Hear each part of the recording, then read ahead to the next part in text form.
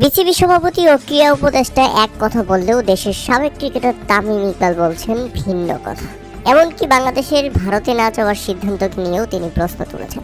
BCB সভাপতি বলেছিলেন, চূড়ান্ত সিদ্ধান্ত আমরা ভারতে যাচ্ছি না। আসিফ নজরুল পর্যন্ত বলেছেন, ভারতে খেলতে না যাওয়ার অবস্থানে আমরা অনড় রয়েছি, এটা দেশের মর্যাদা এবং সম্মানের ব্যাপার।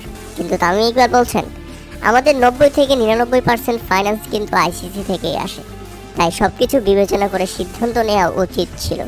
শুধু তাই নয়, বাংলাদেশের ভারতে না যাওয়ার প্রশ্ন তুলে তামিম ইকবাল বলেছেন, যখন আমরা ভারতে গিয়েছি আগে, তখন তো এরকম পরিস্থিতি আসে নাই, নিরাপত্তা নিয়ে কোনো উদ্বেগ ছিল না। আমি শুধু একা না, আরও অনেকেই বিভিন্ন কাজে যায় ভারতে। এখন পরিস্থিতি একটু অন্যরকম হয়েছে। আমি যেটা বললাম, যেহেতু আমাদের কাছে মন্তব্য করার খুব বেশি তথ্য নেই, তারপরেও বলবো পৃথিবীতে অনেক কিছু আলাপ আলোচনার মাধ্যমে সমাধান করা যায়। আপনারা আলোচনা শুরু করেন, কথা বলেন, ওইভাবে যদি সমাধান হয় তাহলে ভালো। সেই সাথে বাংলাদেশ ক্রিকেট বোর্ডকে আরও 2বার ভাবতে বলেছেন তামিম ইকবাল। দেশের ক্রিকেটের ভবিষ্যতের কথা চিন্তা করে সিদ্ধান্ত নিতে বলেছেন তিনি।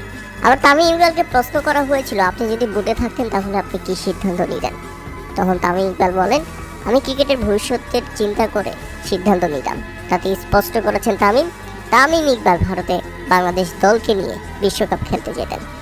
আর এরপরে সামাজিক যোগাযোগ মাধ্যমে রীতিমতো বোমা ফাটালেন বাংলাদেশ ক্রিকেট বোর্ডের এক পরিচালক নাজমুল ইসলাম। কেননা তামিম ইকবাল বাংলাদেশের এই ক্রিকেট বোর্ডকে অবৈধ বোর্ড মনে করেন। এর আগেও যখন বিসিবি নির্বাচন করতে চেয়েছিলেন, তখন ভারতীয় ক্রিকেটার বিরাট কোহলিকে দিয়ে বোর্ডে ফোন করিয়েছিলেন, কেন তাকে নির্বাচন করতে দেওয়া হচ্ছে না।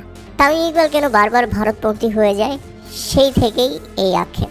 এবং বাংলাদেশ ক্রিকেটে যার এত বড় অবদান, দেশের পক্ষে 15,000-এর উপরে রান, সেই তামিম ইকবালকে নিয়ে বাজে ভাষায় মন্তব্য করার দুঃসাহস দেখিয়েছেন বিসিবির এই পরিচালক। সাবেক অধিনায়ককে অপমানজনক মন্তব্য করে সোশ্যাল মিডিয়ায় তিনি ধিক্কার জানিয়েছেন ক্রিকেট প্রেমীদের মধ্যে। বিসিবির পরিচালক নাজমুল ইসলাম লিখেছেন, এইবার আরও একজন পরীক্ষিত ভারতীয় দালালের আত্মপ্রকাশ বাংলার জনগণ দুচোখ ভরে দেখল। প্রিয় দর্শক, বিসিবি তামিম ইকবাল এবং বিসিবির পরিচালক তামিম ইকবালকে নিয়ে যে সমালোচনা করলেন, তিনি কি সত্যিই ঠিক বলেছেন? এ ব্যাপারে আপনাদের মতামত অবশ্যই আমাদের কমেন্ট করে জানাবেন।